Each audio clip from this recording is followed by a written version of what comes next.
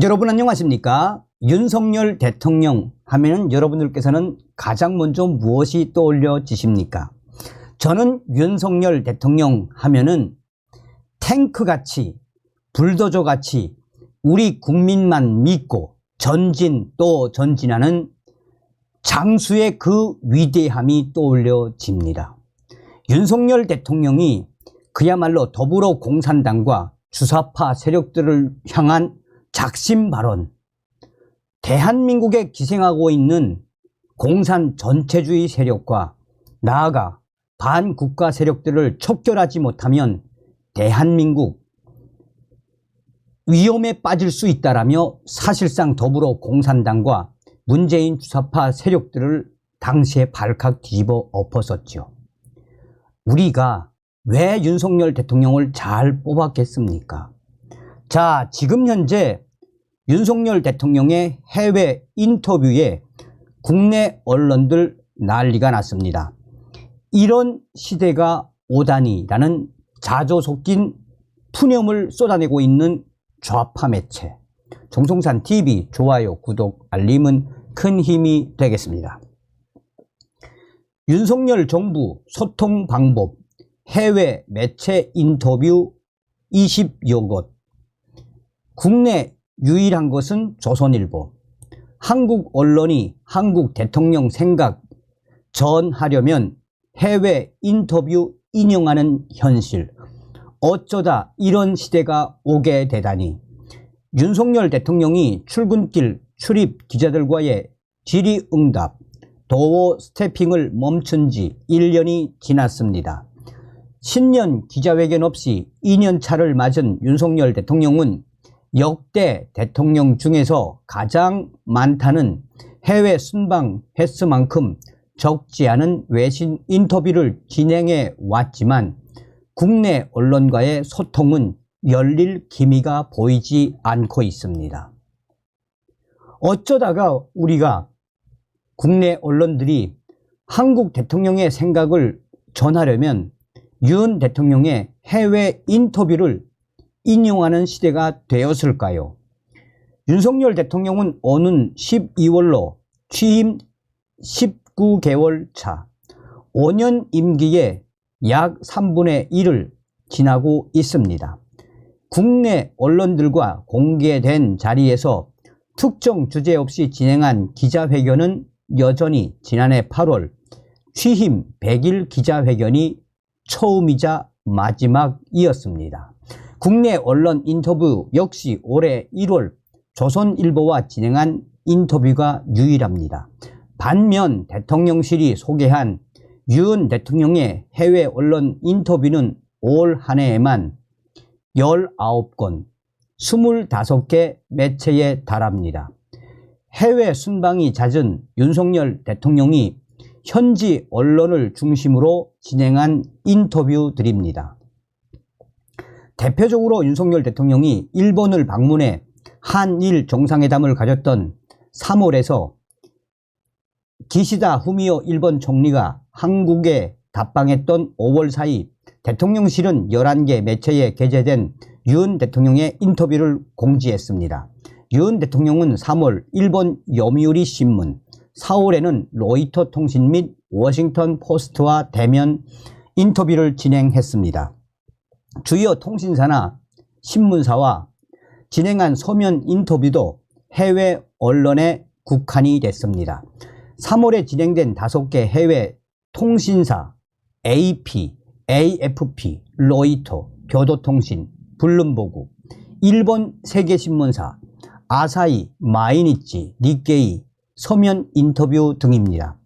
반면 국내 언론이 윤 대통령에게 질문할 수 있는 기회는 한일 정상이 각각 일본 국내에서 진행한 한일 공동 기자회견이 전부였습니다. 정상회담을 주된 주제로 제한된 시간에 이루어진 기자회견에서 양국 정상이 받은 질문은 각 2건, 그중 1건이 국내 매체 소속 기자의 질문이었습니다. 대통령실이 중동 빅3 국가와의 정상외교를 완성했다고 홍보했던 지난달 사우디아라비아, 카타르 국빈 방문, 다수 언론이 외교 슈퍼위크로 칭한 윤 대통령의 최근 순방도 마찬가지였습니다.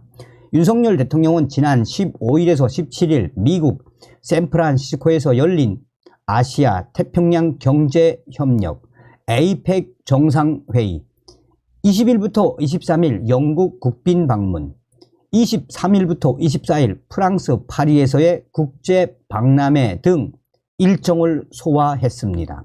중동 순방과 관련해 윤석열 대통령은 사우디아라비아 일간지 알 리야드, 카타르 국영통신사인 Q&A 등과 서면 인터뷰를 이어갔습니다. 윤 대통령이 생각하는 APEC 정상회의 참석 의미와 AP통신 인터뷰에서 공개가 됐습니다. 윤 대통령이 영국 국빈 방문을 계기로 밝힌 한국과 영국 관계 구상 등의 생각은 영국의 데일리 텔레그래프 서면 인터뷰에서 확인해야 했습니다.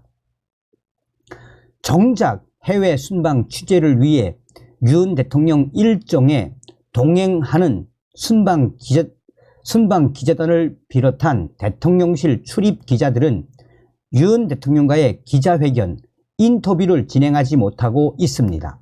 한국 언론들이 한국 대통령의 생각을 전하려면 윤 대통령 인터뷰를 게재한 해외 언론의 기사를 인용해야 하는 현실이 계속해서 이어지고 있는 것입니다. 그야말로 충격적인 현실이라 하겠습니다. 국내에서의 윤 대통령 메시지는 주로 국무회의, 기념식 및 행사 참석 등 그 자리에서의 일방적 발언으로 전달되고 있습니다. 그마저도 연이은 해외 순방이 대국민 메시지에 영향을 미치는 모양새입니다. 지난 5월 윤석열 정부 출범 2년차 첫 국무회의를 포함해 지난 7개월간 윤석열 대통령이 직접 주재한 국무회의는 14건, 이 가운데 절반에 가까운 6번이 해외 순방 이야기로 시작됐습니다. 연말에 접어들면서 윤석열 대통령의 취임 3년차 신년 기자회견 여부에도 관심이 모아지고 있는 가운데 대통령실은 언론에 대한 강한 불신과 편견을 가감없이 드러내놓고 있습니다. 지난 6일 국회 운영위원회에 대통령실 국정감사에 출석한 김대기 비서실장이 출근길 문답 재개 가능성을 묻는 야당 위원 질의에 아시다시피 바이든이 어떻고 막 삿대질하고 있을 수 없는 이야기입니다.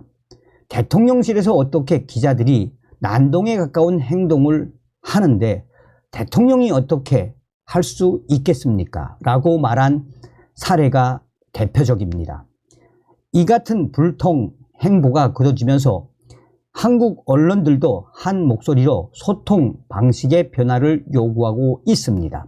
한겨레는 지난 20일 사설에서 대통령은 국정 홍보에만 열중하고 있습니다. 국민과의 대화 형식을 빌린 국정 설명회, 국무회의 말씀 생중계가 자주 동원된다라며 순방을 앞두고는 늘 외국 언론만 따로 불러 인터뷰한다라며 정상적인 정부이고 대통령이라면 국내 언론과 자주 긴밀한 소통에 나서는 것이 당연하다라고 한겨레는 윤 대통령을 비판했습니다.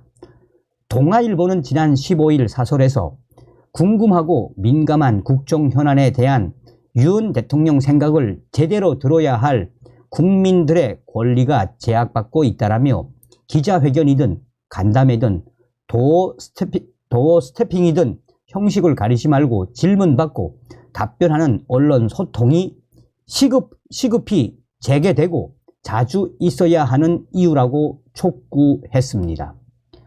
또한 진보 언론들 가운데는 대부분 윤석열 대통령이 이제는 국내 언론과의 직접적인 인터뷰를 해야 한다라며 윤석열 대통령의 생각과 윤석열 정부의 국정, 나아가 윤 대통령의 외교적인 워딩을 읽으려면 대통령의 해외 매체 인터뷰를 그대로 인용해야 하는 이 참담한 시대, 이런 시대가 오게 될 줄은 꿈에도 몰랐다라며 진보 매체의 한 기자는 기자 생활 30년을 했지만 이런 대통령은 처음 본다라며 대통령이 국내 언론을 무시하고 또한 외신들에게만 인터뷰를 하는 이 시대, 윤석열 대통령은 당최 왜 이러는지 모르겠다라고 진보 언론에 30년을 근무한 이 기자도 대놓고 이야기하고 있습니다. 오로지 윤석열 대통령은 소통에 대한 그 본질을 국내 언론들과 하지 않고 대통령실의 발표 또한 외신들에게만 하는 윤석열 대통령의 그 이유가 무엇인지, 혹자는 전두환 전 대통령 군사 독재 시절에도 이런 충격적인 현상은 없었다라며 현재 윤 대통령이 이렇게 언론들과 불통을 하지 말고 언론들과의 소통을 재개해야 한다라며, 이러면 이럴수록 진보 언론들은 윤석열 대통령에 대한 기사, 그 워딩에 대해 좋게 기사를 쓸 이유가 없지 않겠나라며 진보 언론들이 지금 한바탕 윤 대통령에 대한 작심 발언들을 쏟아내 놓고 있습니다 라고 좌파 매체는 전하고 있습니다. 윤석열 대통령이 얼마나 잘한다라는 이야기가 되겠습니까? 윤석열 대통령을 만들어주신 모든 분들께 가열차게 멸공.